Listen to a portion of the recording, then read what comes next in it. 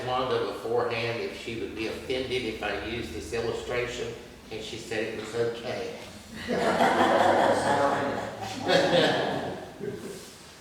One day several years ago, I was in one end of the house doing something, and Wanda was in the other end, and she was talking on the phone to her cousin about another cousin. And I was through, and I came through the house, and just as I was going through, Wanda said, "That's right, you reap what you sow." And she said it so sternly that it took me aback, and I said, "When did Wanda become a fundamentalist?" So I've laughed about that ever since. You reap what you sow.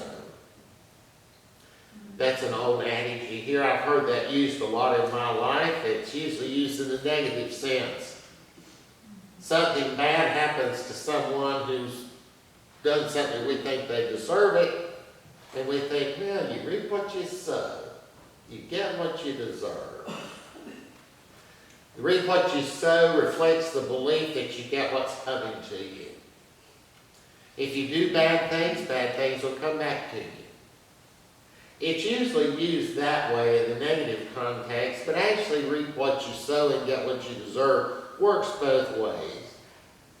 It's less often used in a positive context, though. If somebody's done something good and something good happens to them, oh, well, you reap what you sow. See, that good came back. But mostly we use it in the negative sense. Somebody's doing something we don't like, something happens to them, you say, well, you reap what you sow. And we always say it that way, sort of sarcastically like. Now that idea is in the Bible. We just heard it from our reading Galatians. Do not be deceived, God is not mocked. For whatever a man sows, that will he also reap. For he who sows to his flesh will of the flesh reap corruption. He who sows to the Spirit will of the Spirit reap everlasting life. And so you reap what you sow bad. You reap what you sow good. Most of the Bible passages that talk about reap what you sow talk about it in the bad sense, the negative sense. Proverbs 1 says, they shall eat the fruit of their own way and be filled to the full with their own fancies. Proverbs 22, he who sows iniquity will reap sorrow. Hosea 10, you have plowed wickedness and have reaped iniquity. So the implication is that those who do bad things will receive bad things. They'll come back to you. Now this image of reaping and sowing is common in the Bible, not only there but in other ways. Remember, Jesus had a parable of the sower. And the reaping and sowing is used in the Bible so much because people were familiar with it. It was something people could relate to. At that time, it's estimated that some 90% of the population was involved in agriculture of some kind. And that's because it took more people to produce the food. Agriculture was primitive. There was no concentrated farming. There was no farm equipment, no farm machinery. Crop yields were much less than they are today. And it took a lot of people and a lot of work to produce the food that was needed. And that's why 90% of people were involved in agriculture. It took that many people to produce the food. And so it was something that everyone was familiar with. You can't go reap a crop unless you sow it. And if you want to reap wheat, you've got to sow wheat. People understood that. It was a principle everyone could understand. It is found in the teachings of Jesus, not directly you reap what you sow, but indirectly through other ways. Jesus tells us God will act toward us in the same way we act toward others. In the Lord's Prayer, forgive us our trespasses as we forgive those who trespass against us. I never will forget one day when I was working for Conwood, we were doing the fair, and this other guy over there, he said, I don't forgive anybody. He said, I don't believe in forgiveness. And he said he was religious. I said, "Well, you believe in the Lord's Prayer?" And he said, "Well, yeah." I said, "Well, it says, forgive us our trespasses as we forgive those who trespass against us." Jesus said, "If you do not forgive men their trespasses, neither will your Father forgive yours." The parable of the unforgiving servant expresses the same thing. And this is the basic idea: you reap what you sow. If you sow forgiveness, you reap forgiveness. In Luke chapter 6, Jesus says, "Give, and it will be given to you. Good measure, pressed down, shaken together, running over, will be put into your lap. For with the measure you use, it will be measured back to you." 2 Corinthians 9, "He who sows sparingly will reap sparingly. He who sows bountifully will reap bountifully." And so it is possible to use the Bible to support the idea, you reap what you sow. As always, though, as we have seen over and over the years, the Bible never makes things simple. And there are also things that point in a different direction. Psalm 73 says, "I was envious of the boastful. I saw the prosperity of the wicked. They are not in trouble as other men, nor are they plagued like other men. Pride serves as their necklace. Violence covers them like a garment. Their eyes bulge with abundance. They have more than they could wish." This is the exact opposite of you reap what you sow. The wicked have an abundance, have far more than what they could even wish for. They're not reaping what they've sown. And there are many other places in the Bible that express the same idea. Look at the book of Job. Bad things happen to Job. And much of the book of Job is taken up with his friends coming by and giving him advice, telling him why these bad things have happened. And they say, "Job, you deserve this. You've done stuff in your life to where you deserve this." Job says, "No, I haven't." They say, "Yes, you have." And they keep telling him, "You're fooling yourself. You've been evil. You brought this on yourself. Everyone knows God is a God of justice who gives you what you deserve." They tell Job that whether he's willing to admit it or not, he must have done things to deserve this. In the end, though, his friends are told that they are wrong. And so the whole book of Job rejects, you reap what you sow. So does the entire book of Ecclesiastes. The author of Ecclesiastes is speaking from life experience. He says, "I have lived a long life. I have observed and looked around me and paid attention to what happened, and I have noticed these things." And he said it's all chance. There's no benefit in being good, because bad things happen to the good just like they do to the bad. And sometimes good things happen to bad people. The fastest runner doesn't win the race. It's all chance. It's like tossing the dice. And even some of the Old Testament prophets, who most of the time were breathing fire, threatening punishment from God, at least a few times proclaimed that the people did not deserve the bad things that happened to them. Now, the idea that God is a God of justice who gives you what you deserve, who causes you to reap what you sow, is criticized in many other places in the Old Testament. Psalm 103 says that God has not dealt with us according to our iniquities, nor punished us according to our iniquities. And this says flat out, it's not reap what you sow. If it were reap what you sow, God would deal with us according to our iniquities. But since he does not, it's not reap what you sow. In the New Testament, Ephesians says, "For by grace you have been saved through faith, and that not of yourselves. It is the gift of God." That's not reap what you sow.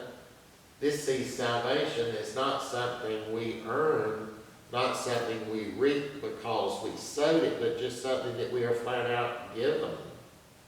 God sowed it. We reap it. Romans 5 says Christ died for the ungodly. If it were true that we reap what we sow, wouldn't Jesus have waited until all of us turned from sin in order to die? But he didn't. We reap the salvation that Jesus sowed. We don't reap what we sow. So the question of reap what you sow is complicated. It's sort of like karma. The word karma literally means actions, the things what you do. And it's an idea that supposedly originated in Hinduism and then spread from there. It can be thought of as some kind of energy that reflects back to you. And traditionally it was thought of in relation to reincarnation. The belief was that if you did good in this life, in your next incarnation, in the next life, those good things would follow you and your status would be elevated in the next life. In popular belief today, though, you hear karma talked about a lot just in popular belief, and it's usually meant as immediate or pretty immediate rewards. If you do good, good will come back to you. If you do bad, bad will come back to you. That's reap what you sow.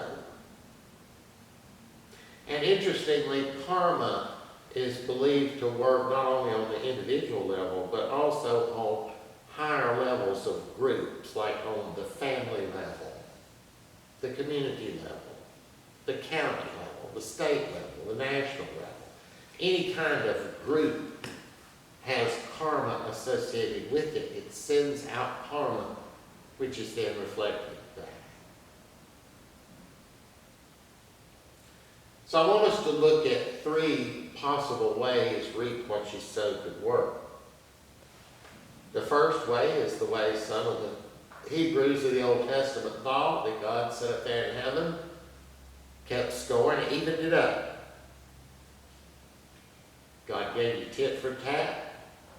You did good, you got good from God. You did bad, you got bad from God. Reap what you sow. God was the force behind reap what you sow. He sat up there in heaven doling it out to people.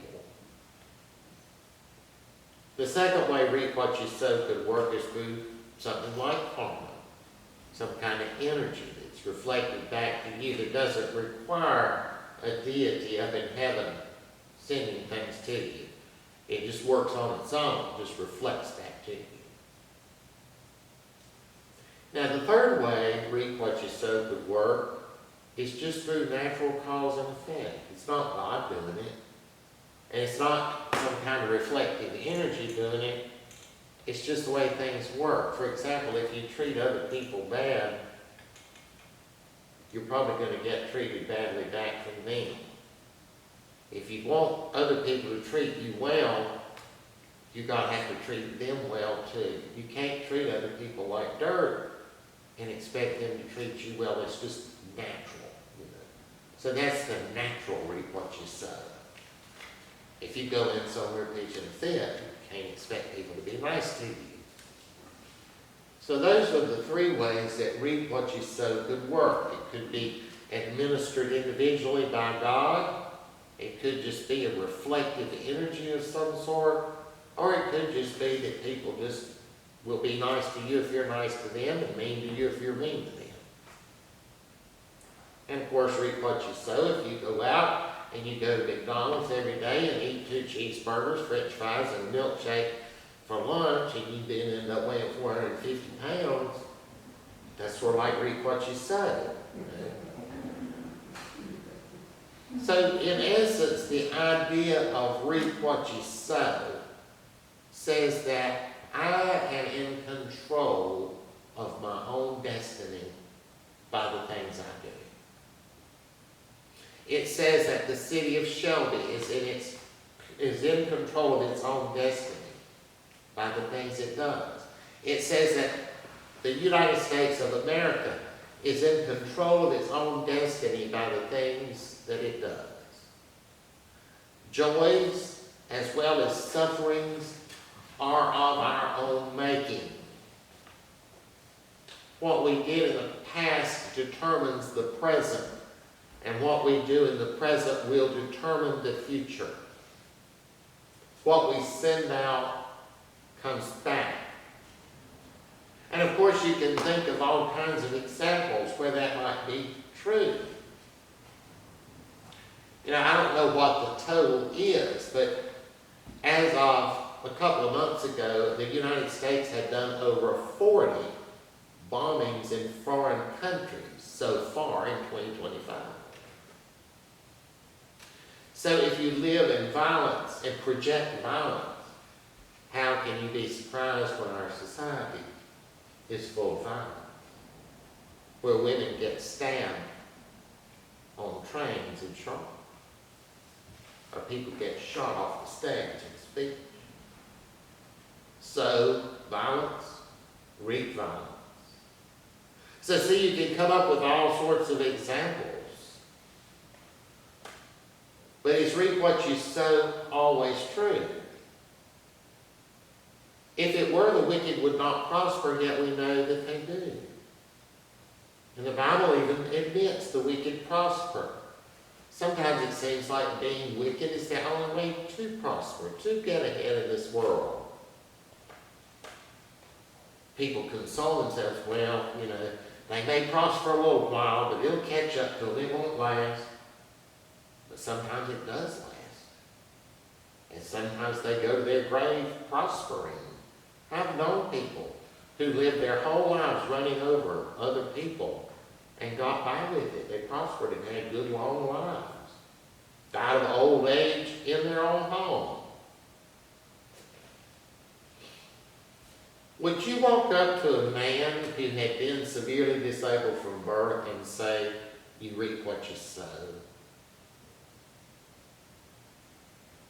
What about the victims of war all over the world? About 80,000 people have been recently killed in Gaza. Hospitals bombed, children slaughtered. Would you walk up to one of those children that just had its legs blown off and say, you reap what you sow? Would you walk up to a parent whose child has been abducted, raped, and murdered and say, you reap what you sow? Would you walk over to the intensive care department at the hospital and go into a room over there and say to someone laying in a bed, you reap what you sow? My mother had a stroke at age 61 and was severely disabled until she died 9 years later. Not long after she had that stroke, some woman remarked, isn't it just awful the way some people don't watch their cholesterol? That's back when cholesterol was the magic thing, Isn't it awful the way some people don't watch their cholesterol and blood pressure and then have a stroke? Well, the fact was that neither my mother's blood pressure nor cholesterol was high, and she had no known stroke risk factors, yet she had one. Reap what you sow. And I'll admit, when I used to go to the grocery store, I had to take Mother with me. I rolled her into the grocery store in the wheelchair and set her at the end of the aisle and went through there and got the groceries and then rolled her out. And I will admit that I used to resent all these older people flipping around in there and having a wonderful time when she was a lot younger in a wheelchair. Did she do so much worse in her life to deserve that than they did? No. Reap what you sow. I had a cousin who was severely disabled from a progressive neurological disorder for over 20 years. She got in absolutely horrible shape before she died, and she was not a bad person. She did not have all these horrible sins. She was not running a child prostitution network out of her basement or something like that. She didn't have any kind of bad sins hidden in her lives.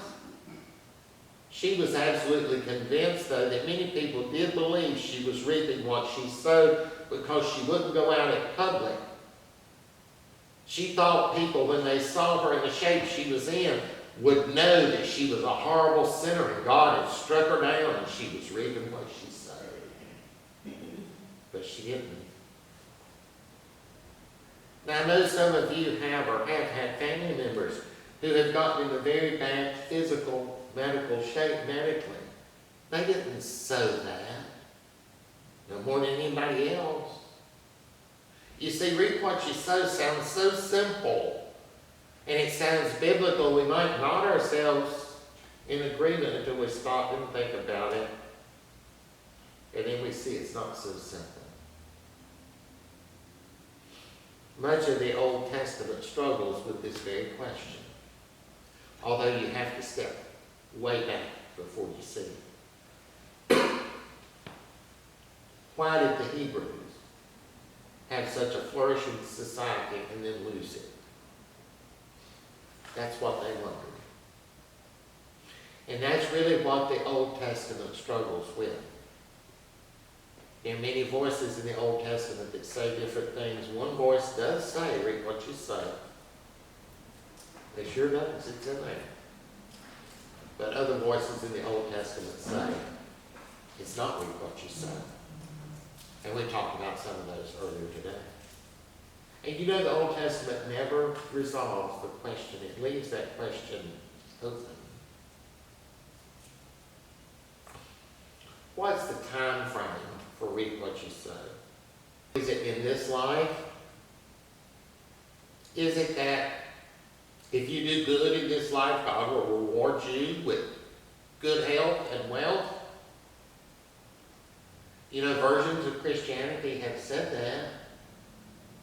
Calvinism, which is the basis upon which all basic American Christianity is based, whether Baptist or Methodist or whatever. Calvinism says that you can tell whether people live a good life by how rich they are and how healthy they are. If they're healthy and rich, they're living a good life. If they're sick or poor, they've got hidden sin in their lives. Should we look at reap what you sow as coming at the end of this life, after this life then? Remember, that's where karma developed, really. Karma developed in the context of your next life. So is reap what you sow really not talking about this life at all? Is it talking about later? Will we reap all the good things we've done when we get to heaven? Will we also have to pay for all the bad things we've done when we get there? What about the passage in the Bible that indicates that when we repent, God forgets our sins and it's like they never happened, and remember them no more? See how it gets so complicated when you really start thinking about it? It's not a simple formula. Now, there's no doubt the Bible does contain reap what you sow. It's in there. There's also no doubt that there's other things in the Bible that give the other idea. There's no doubt that when you look around you, you can see a lot of examples of reap what you sow. There's also no doubt that when you look around you, you can see a lot of examples where they never sowed what they reaped, or they reaped what they didn't sow. So what do we do with it? This is one of the biggest questions in life. It really is. It's one of the most serious, biggest questions of all life. It's hard to reduce the big questions of life to simple formulas. It's hard to say you reap what you sow or you don't reap what you sow. We can see some instances where it happens and where it doesn't. What I go back to is that we are part of something much bigger than we can even imagine. There's much more going on than we know. And our human senses do not perceive all that's going on. Our minds don't comprehend all that's going on. I have no doubt that reap what you sow and don't reap what you sow somehow fit together. But exactly how they fit together is something that we on this side of heaven cannot know. We do keep in mind that Jesus did tell us that God will act toward us the way we act toward others. We keep in mind that Jesus told us to do good to all, the good and the evil. We keep in mind that the Bible indicates that the way we live our lives will have eternal significance and that it will follow us for all eternity. The things we have done will follow us for all eternity. That's reap what you sow. On the other hand, we keep in mind that God is merciful. And though your sins be as scarlet, they shall be as white as snow. And remember them no more. It is hard to know. But sometimes that's just the way life is.